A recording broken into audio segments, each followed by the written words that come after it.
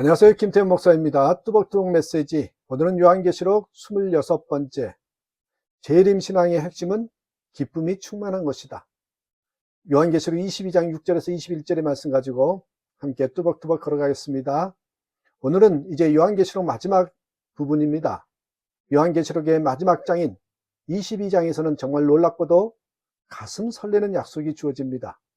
새 하늘과 새 땅, 그리고 새 예루살렘을 보여주신 다음 주님께서 곧 오시겠다고 약속하신 것입니다. 세 번이나 반복하여서 말씀하시죠. 7절 내가 곧 오리라. 12절 내가 곧 가겠다. 20절 내가 곧 가겠다. 천사가 6절에 이 말씀은 믿음직하고 참되다 하면서 하나님께서 직접 약속하셨다고 했습니다. 하나님께서 자기의 종들에게 곧 일어날 일들을 보여주시려고 자기의 천사들을 보내셨다. 여러분, 주님의 재림을 믿게 되면 주님 때문에 고난당하는 것은 슬퍼하고 고통스러워할 일이 아니라 춤을 추며 즐거워할 일이 될 것입니다. 12절에 보니 그 주님은 상을 주려고 오신다고 했습니다. 그래서 재림신앙의 핵심은요, 기쁨이 충만한 겁니다. 진정한 재림신앙을 가지고 있다면 기쁨이 충만하게 사는 거예요. 로마서 12장 12절에 소망 중에 즐거워하며, 요한은 보아라 내가 곧 오겠다는 주님의 말씀을 듣고 너무 기뻐서 그 말을 전해준 천사에게 엎드려 경배하려고 하다가 천사의 제지를 당했을 정도였습니다. 안타까운 것은 천국도 믿고 주님의 재림도 믿는다고 하면서 소망의 기쁨을 가지 못한 그리스도인이 많다는 것입니다. 세상 살기가 힘들어서 천국 가고 싶어요, 빨리 죽고 싶어요 하는 것은 진정한 소망이 아닙니다. 자살이 죄라고 믿기에 죽지 못하고 죽여달라고 구하는 것은 소망의 교리를 믿는 것에 불과한 겁니다. 기쁨이 없기 때문이죠. 주님은 주님의 재림에 대한 비밀을 봉인하지 말라고 하셨습니다. 10절에 또 그가 나에게 말하였습니다. 때가 가까이 왔으니 이 책에 적힌 예언의 말씀을 봉인하지 말아라. 그래서 성경에 다 기록되어 있어 누구나 볼 수 있습니다. 그러나 요한계시록 읽는 성도가 많지 않습니다. 꺼리는 이들도 많습니다. 여러분, 수많은 이단들이 요한계시록에서 나오기 때문이겠죠. 그것은 요한계시록에 문제가 있기 때문이 아닙니다. 이 계시에서 어떤 부분은 빼거나 어떤 부분은 더하였기 때문입니다. 마귀가 그렇게 한 것입니다. 그래서 우리는 요한계시록을 읽어야 하고 그 내용을 정확히 알아야 하는 것입니다. 그래야 마귀의 무서운 미혹에 넘어가지 않는 것이죠. 이제 사람들은 둘로 갈라질 것입니다. 주님의 재림을 알기에 더욱 하나님의 뜻대로 살려는 사람과 주님이 오시든 말든 여전히 마음과 육신이 이끄는 대로 살아가는 사람일 것이에요. 이 둘 중에 여러분은 어디에 해당되십니까? 11절 이제는 불의를 행하는 자는 그대로 불의를 행하고 더러운 자는 그대로 더러운 채로 있어라. 의로운 사람은 그대로 의를 행하고 거룩한 사람은 그대로 거룩한 채로 있어라. 14절에 보면 성도들은 주님이 오시는 날까지 보혈의 피를 통해 날마다 자기를 정결하게 하며 삽니다.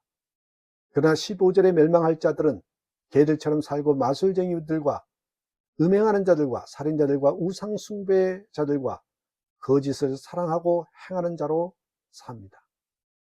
요한계시록에 주님의 재림의 환상이 나오지만 언제 오신다는 구체적인 날짜는 말씀하지 않으셨습니다. 그래서 전 천년설, 후 천년설 같은 신학 논쟁이 벌어지기도 하는 것입니다.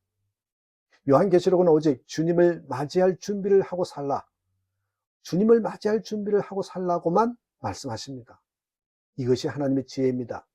진짜와 가짜를 가르치는 것입니다. 주님 오실 날짜를 알면 사람들이 마음대로 살다가 주님 오시기 전날 회개하려 할 것입니다. 요한은 17절에서 성령과 신부가 주님께 오십시오 외치는 소리를 들었을 때 이 말씀을 들은 모든 사람들도 함께 오십시오 하고 외치라고 했습니다. 성령과 신부의 부름에 주님은 대답하십니다. 20절 그렇다 내가 곧 가겠다. 그러자 요한이 대답했습니다. 20절에 아멘 오십시오 주 예수님. 아멘 오십시오 주 예수님.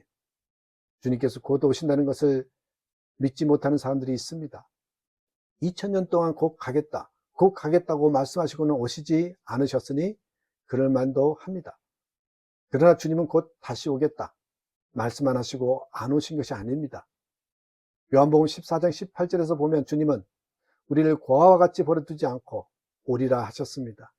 그러면서 19절에 그때 세상 사람들은 주님을 보지 못하겠고 오직 성도들만 주님을 볼 것이라고 했습니다. 그렇습니다. 주님은 분명 모든 사람들이 볼 수 있도록 재림하실 것이지만 이미 구원받은 성도들의 마음에 성령으로 임하시는 것입니다. 재림신앙은 하늘만 바라보고 주님을 기다린 것이 아닙니다. 이미 마음에 임하신 주님과 동행하며 살면서 재림하실 주님을 바라보는 것입니다. 요한계시록의 핵심 주제는 종말이 아닙니다.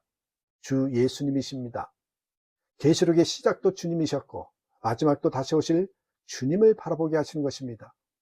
계시록의 마지막 말씀은 예수님의 은혜를 축복하는 것입니다. 21절 주 예수의 은혜가 모든 사람에게 있기를 빕니다. 아멘.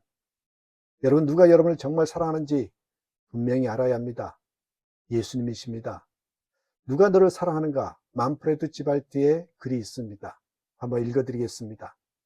누가 너를 사랑하는가? 너의 능력이 사라진 후에 누가 너를 사랑하는가? 내가 일할 힘이 없어졌을 때도 너를 사랑하는 이가 있는가? 네가 꽂아 놓은 보릿자루처럼 가만히 있어도 내가 있다는 것만으로 기뻐하는 이가 있는가? 네가 가진 지식과 능력과 소유를 먼저 묻지 않는 자가 누구인가? 누가 너를 사랑하는가? 너 예쁜 눈을 사람들이 좋아하고 깨끗한 피부를 사람들이 칭찬하고 멋진 외모에 시선이 쏠리지만 너를 진정 사랑하는 이는 누구인가? 그들이 너의 의견을 존중하고 내 주장을 인정하며 내 지식과 논리에 박수를 보내지만 누가 정말 너를 사랑하는가? 너의 멋진 모습 뒤에 감추인 면을 보면서도 그것까지도 사랑하는 그런 사람이 내게 있는가? 그렇다면 기뻐하게 나도 함께 기뻐하겠네. 그리고 그 사람을 주신 하나님께 감사하게 그에게서 하나님의 모습을 볼 수 있으니 하나님은 내가 삶의 밑바닥에 있는 바로 그 순간 하나님의 사랑을 맛보게 해주신다네. 하나님은 이미 오래전에 너희 가슴에 품으셨네. 이미 너를 가슴에 품으셨다고. 내가 그를 전혀 알지 못하는 그때 그의 아들이 네 죄를 다 걸머지고 그 죄 때문에 죽지 않으셨던가. 그는 선물을 주시려고 가난한 이들을 초대하는 아버지가 아니셨던가. 그가 너를 사랑하네. 우리를 진정 사랑하시는 예수님을 알게 되면 어서 오시옵소서 외치지 않을 사람이 없습니다. 우리의 문제는 주님이 다시 오실 때 친밀한 주님으로 만나느냐 낯선 주님으로 만나느냐 하는 것입니다. 주님과 친밀함이 있는 우리 모두가 되기를 주님의 이름으로 축복합니다. 감사합니다.